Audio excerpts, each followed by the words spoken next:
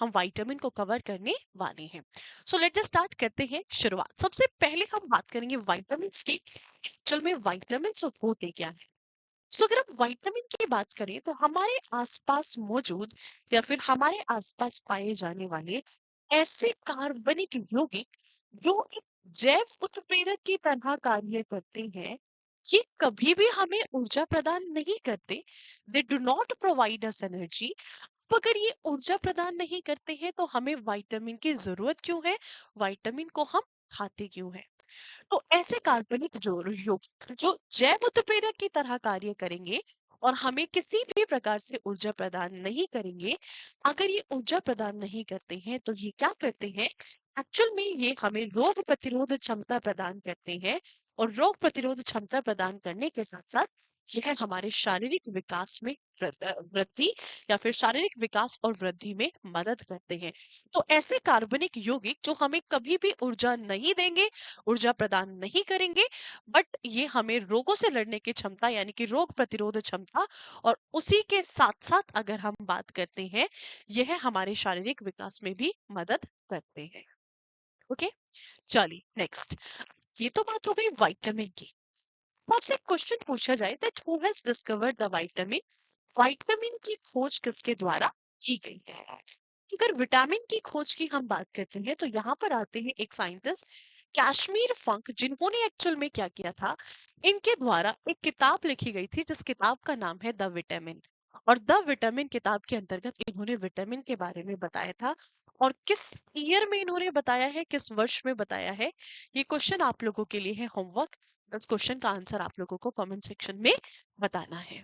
चलिए, अब अगर हम बात करते हैं यहाँ पर कश्मीर फंक ने क्या किया, हमने कहा कि एक किताब लिखी गई है the vitamin. So the vitamin किताब अगर आपसे पूछी जाए that was written by the Casimir फंक।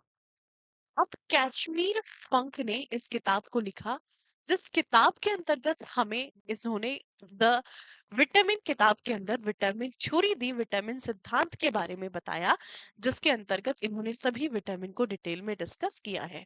तो आपसे एक प्रश्न पूछ लिया जाता है कि विटामिन थ्योरी किसके द्वारा दी गई है। तो ध्यान रखिएगा, जो विटामिन थ्योरी है ये दो साइंटिस्ट आते हैं जिनके द्वारा दी गई है। एक है आपके कश्मीर फंक और वही कश्मीर फंक के साथ साथ दूसरे साइंटिस्ट आते हैं जिनका नाम है हॉपकिंस। अब इन दोनों साइंटिस्ट ने एक साथ मिलकर के द विटामिन थ्योरी या फिर विटामिन थ्योरी, विटामिन सिद्धांत हमें दिया है। क्वेश्चन आपसे पूछ लिया जाए विटामिन की खोज किसने की है, कश्मीर फंक।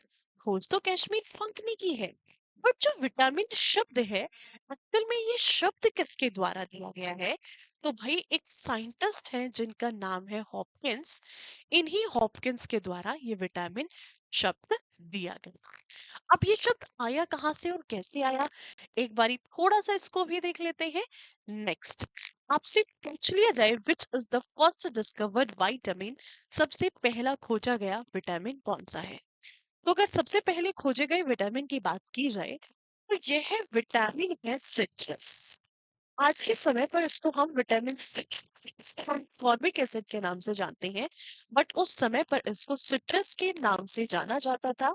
और इस सिट्रस की खोज किसके द्वारा की गई थी, सिट्रस की खोज की गई थी एक साइंटिस्ट आते हैं एन आई ल्यूनिन। एक्चुअल में एन आई ल्यूनिन ने क्या कहा था, इनको सिट्रस नाम का एक केमिकल मिला जो कि एक इनऑर्गेनिक कंपाउंड इन्होंने कहा। और इन्होंने कहा कि भाई हमारे आसपास कुछ ऐसे केमिकल सब्सटेंस हैं जो किससे मिलकर के बने हुए हैं, जो बहुत सारे अमीन के समूह से मिलकर के बने हुए होते हैं। तो देखो, विटामिन शब्द की अगर मैं अपने आप में बात करूं तो ये दो शब्दों के कॉम्बिनेशन से मिलकर के बना शब्द है वाइटा प्लस एमिन। यानी कि वाइटा का मतलब क्या है, वाइटल। वाइटल प्लस एमीन ये दो शब्दों के कॉम्बिनेशन से मिलकर के बना शब्द है। यानी कि बहुत सारे अमीन के समूह मिलते हैं जो मिलकर के विटामिन का निर्माण करते हैं। और इन्होंने विटामिन को एक अकार्बनिक यौगिक घोषित किया था। इन्होंने क्या कहा था कि भाई जो विटामिन होते हैं ये कुछ अकार्बनिक यौगिक होते हैं जो कि अमीन के बहुत सारे समूहों से मिलकर के बने हुए होते हैं। बट वहीं आगे जाकर के तब बाकी दूसरे विटामिन की खोज होती चली गई। तो विटामिन सिद्धांत के अंतर्गत हॉपकिंस और कैशमीर फंक के द्वारा क्या कहा गया? स्पेसिफिकली अगर हम हॉपकिंस की बात करें, हॉपकिंस ने कहा कि विटामिन सिर्फ कार्बनिक यौगिक तो नहीं है, विटामिन तो कार्बनिक यौगिक भी है। तो फिर इन्होंने क्या किया, ये जो विटामिन शब्द एनाइल्यूनिन के द्वारा दिया गया था, इस शब्द के पीछे से इन्होंने क्या किया, इस शब्द के पीछे से इस ई को एलिमिनेट कर दिया और एक टर्म दे दी विटामिन, जो कि किसके द्वारा दी गई है? हॉपकिंस के नाम से। और इसी को ही हम आज पढ़ते हैं मॉडर्न बायोलॉजी के अंतर्गत। इसी टर्म को आज हम डिस्कस करते हैं। तो सबसे पहला जो खोजा गया विटामिन था, एक्चुअल में वो खोजा गया था एनाइल यूनिट के द्वारा। बट तब विटामिन की खोज आपसे पूछी जाती है, आपको मार्क करके आना है कैश्मीर फंक, ना कि एनाइल यूनिट। और अगर आपसे शब्द पूछ लिया जाए, जो शब्द है ये किसके द्वारा दिया गया? ये दिया गया हॉपकिंस के द्वारा। समझे इस बात को? चलिए बढ़ेंगे आगे। ये थे कुछ मोस्ट इंपॉर्टेंट फैक्ट्स जो आपको पता होने चाहिए। देखते हैं कितने प्रकार के विटामिन हमारे आसपास पाए जाते हैं। So basically there are the 6 vitamin, 6 vitamin है, vitamin A B C D E K. वहीं अगर मैं इस विटामिन बी की बात करती हूँ, तो बी जो है, बी अपने आप में एक कॉम्प्लेक्स ग्रुप के अंतर्गत काउंट किया जाता है। कॉम्प्लेक्स ग्रुप के अंतर्गत ये है। और इस बी कॉम्प्लेक्स ग्रुप के अंदर कितने विटामिन है? According to NCERT, NCERT 8 vitamin इसके अंदर गिवन है। बट वो और नए विटामिन की खोज हो चुकी है, तो और केमिकल्स है जिनको विटामिन के तौर पे इंट्रोड्यूस कर दिया गया है। तो कुल मिलाकर के 10 विटामिन है आज के समय पर, जो आपको बी कॉम्प्लेक्स ग्रुप के अंतर्गत भी होते हैं। तो सबसे पहले हम इन 6 विटामिन की बात करते हैं कि इन 6 विटामिन्स का साइंटिफिक नेम क्या है और ये कितने प्रकार के होते हैं। तो सबसे पहले जो 6 विटामिन है, ये बेसिकली दो प्रकार में बटे हुए हैं। एक जिसको कहा जाता है वाटर सॉल्युबल, यानी कि जल में घुलनशील विटामिन, और दूसरे होते हैं फैट सॉल्युबल, जो कि वसा के अंतर्गत घुलनशील होते हैं। ऐसे विटामिन जो जल के अंतर्गत पूर्ण रूप से घुलनशील है, ऐसे विटामिन को में घुलनशील विटामिन कहते हैं। ऐसे विटामिन जो कि वसा के अंतर्गत पूर्ण रूप से घुलनशील है, ऐसे विटामिन को हम फैट सॉल्युबल विटामिन के नाम से जानते हैं। अब आपसे इनका एग्जाम्पल पूछ लिया जाता है, तो सबसे पहले आपको याद रखना है फैट सॉल्युबल विटामिन, यानी कि वसा में घुलनशील विटामिन कौन से होते हैं। तो इसको याद करने के लिए एक शॉर्ट ट्रिक है कीडा, जिससे आप इसको याद रखोगे, यानी कि KEDA। कहने का मतलब है 4 विटामिन ऐसे हैं जो कि वसा के अंतर्गत घुलनशील विटामिन है। कौन कौन सा vitamin? Vitamin A D E के, तो याद रखोगे कीड़ा से। ओके, वही बचा कौन सा? आपका जो बचा विटामिन बी। बी के साथ साथ अगर हम बात करते हैं पूरा का पूरा बी कॉम्प्लेक्स ग्रुप, और बी कॉम्प्लेक्स ग्रुप के साथ साथ आपके vitamin C. These are the water soluble, ये जल में घुलनशील विटामिन है, यानी कि जो संपूर्ण रूप से जल में घुलते हैं और हमारे शरीर से कई बार ये एलिमिनेट भी हो जाते हैं। जैसे अगर सब्जियों को और फलों को काटने और छीलने के बाद धुला जाए, तो उन सभी से विटामिन बी, बी कॉम्प्लेक्स और सी की हानि हो सकती है। अगर कोई व्यक्ति निर्जलीकरण, डिहाइड्रेशन से पीड़ित है, तो उसके शरीर में विटामिन बी और विटामिन सी की कमी हो सकती है। वहीं अगर हम बात करते हैं, ये 4 विटामिन ऐसे हैं जो हमारे वसा में घुलते हैं, और वसा में घुलने के साथ साथ ये हमारे शरीर में इकट्ठा हो जाते हैं, एकत्रित हो। और इन विटामिन का संग्रह कहाँ पर होता है? एक्चुअल में इन सभी विटामिन का संग्रह सबसे पहले एक तो होता है हमारी एडिपोज टिश्यू के अंतर्गत, जिसको हम किस नाम से जानते हैं? जिसको हम जानते हैं वसा ऊतक के नाम से। वही वसा का संग्रह और कहाँ पर होता है?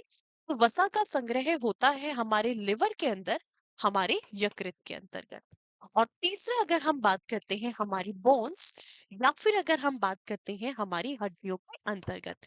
तो आपसे पूछा जाए कि ये जो 4 विटामिन है कीड़ा, ये कहाँ पर पाए जाते हैं, तो सबसे ज्यादा ये या तो हमारी वसा ऊतक के अंतर्गत, ये हमारे यकृत के अंतर्गत इनका संग्रह होता है, और इसी के साथ साथ हमारी हड्डियों के अंतर्गत भी इन चारों विटामिन का संग्रह होता है। तो ये हमारे शरीर के अंतर्गत स्टोर हो जाते हैं। अक्सर हमारे शरीर में कमी जो देखी जाती है वो बी, बी कॉम्प्लेक्स या फिर विटामिन सी की देखी जाती है। चलिए बढ़ेंगे नेक्स्ट।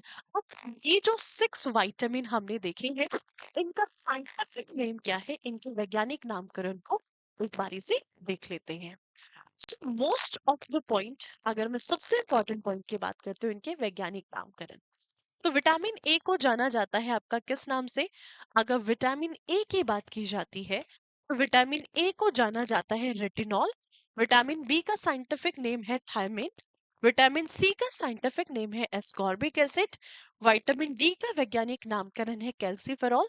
विटामिन ई का टोकोफेरॉल और विटामिन के को जाना जाता है फिलोक्विनोन के नाम से।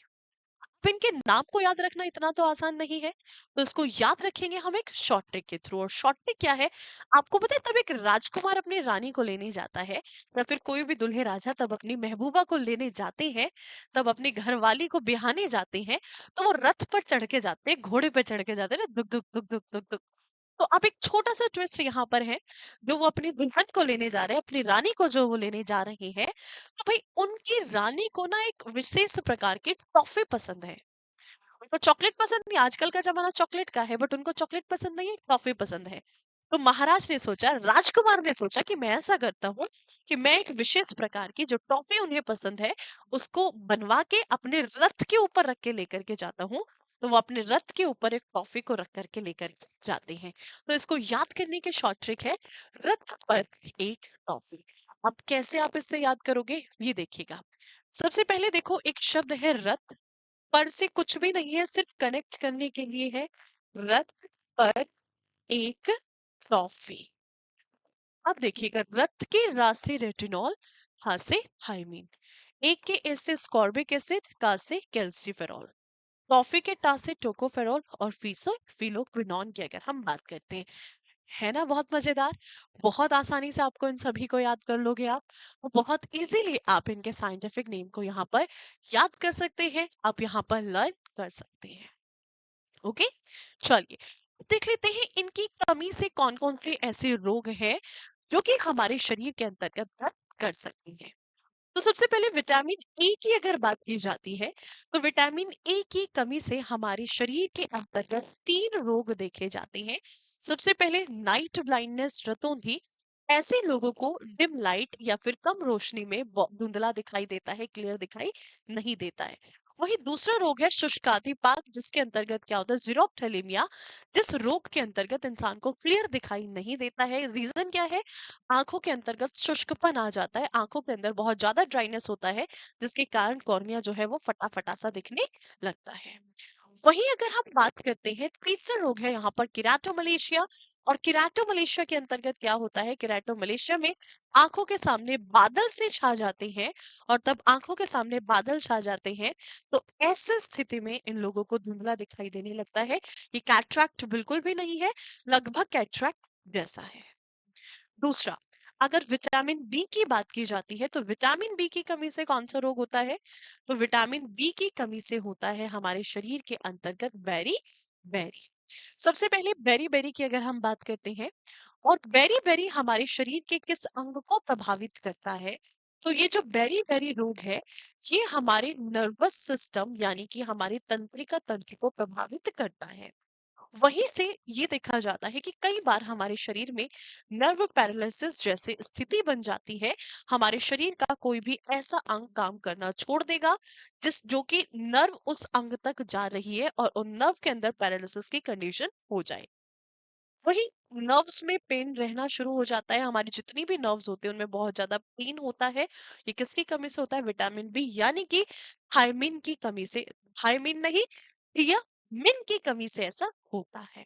समझे बात को? नेक्स्ट, अब विटामिन सी की अगर बात की जाती है, तो अगर हमारे शरीर के अंदर विटामिन सी की कमी होती है, तो विटामिन सी की कमी से स्कर्वी, जो कि कहीं ना कहीं हमारे त्वचा संबंधी रोग कह सकते हैं आप, इसके साथ साथ ब्लीडिंग गम्स, हमारे मसूड़ों से खून आना, और विटामिन सी सबसे ज्यादा हमारी इम्यूनिटी के लिए बहुत इंपॉर्टेंट है। तो यहाँ से हमारी रोग प्रतिरोध क्षमता घट जाती है, और यहीं से चांसेस बढ़ जाते हैं हमारे शरीर में स्किन कैंसर होने के। सो विटामिन सी को एंटी कार्सिनोजेनिक विटामिन के नाम से जाना जाता है, जो क्या करता है? जो कि कैंसर को रोकने का कार्य करता है। वहीं अगर हम विटामिन डी की बात करें तो विटामिन डी को जाना जाता है एंटी रिकेट्स विटामिन के नाम से। तो अगर विटामिन डी की कमी हमारे शरीर के अंतर्गत होती है तो यहाँ से रिकेट्स जैसा रोग, जिसको हम सूखा रोग के नाम से भी जानते हैं, तो हमारे शरीर के अंतर्गत सूखा रोग हो सकता है। और अक्सर यह हमारे शरीर में हड्डियों को प्रभावित करता है।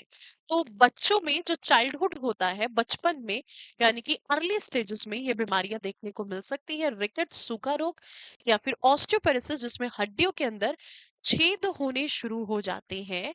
और वही तीसरा रोग होता है ऑस्टियोमाइट, जिसके अंतर्गत कई बार अगर एक्सेस हो जाता है तो हमारी हड्डियां गलनी भी शुरू हो जाती है।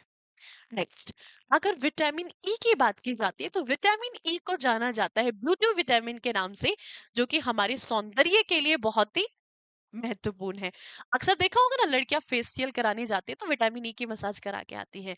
क्यों? क्योंकि वो सुंदर दिखाई दे। तो विटामिन ई को जाना जाता है सौंदर्य विटामिन के नाम से, ब्यूटी विटामिन के नाम से। देखो, अगर ये ब्यूटी विटामिन है तो ये अपने आप में क्या है, नेचर में एंटीऑक्सीडेंट नेचर का होता है। और अगर ये एंटीऑक्सीडेंट नेचर का है तो यह हमारे स्किन के लिए बहुत अच्छा होता है। अगर विटामिन ई की कमी होती है तो सबसे पहले त्वचा संबंधी रोग यहाँ से देखने को मिलते हैं। यह हमारे स्किन को प्रभावित करता है। वहीं अगर आप बात करते हैं मेंस के अंतर्गत, ये स्पर्म के फॉर्मेशन, शुक्राणु के निर्माण में मदद करता है। तो अगर विटामिन ई की कमी होती है तो पुरुष यहाँ पर नपुंसकता जैसी बीमारी से भी पीड़ित हो सकते हैं। वहीं महिलाओं के अंतर्गत इनफर्टिलिटी यानी कि बांझपन का वो शिकार हो सकती है, क्योंकि महिलाओं के अंतर्गत यहाँ पर अंड का निर्माण नहीं होगा। वहीं विटामिन के की अगर कमी की बात की जाती है तो विटामिन के रिस्पॉन्सिबल होता है हमारे शरीर में रक्त का थक्का बनाने के लिए। विटामिन के की कमी तो रक्त का थक्का नहीं बनेगा। रक्त का थक्का ना बनने का एक और रोग होता है जिसको हम हीमोफीलिया के नाम से जानते हैं।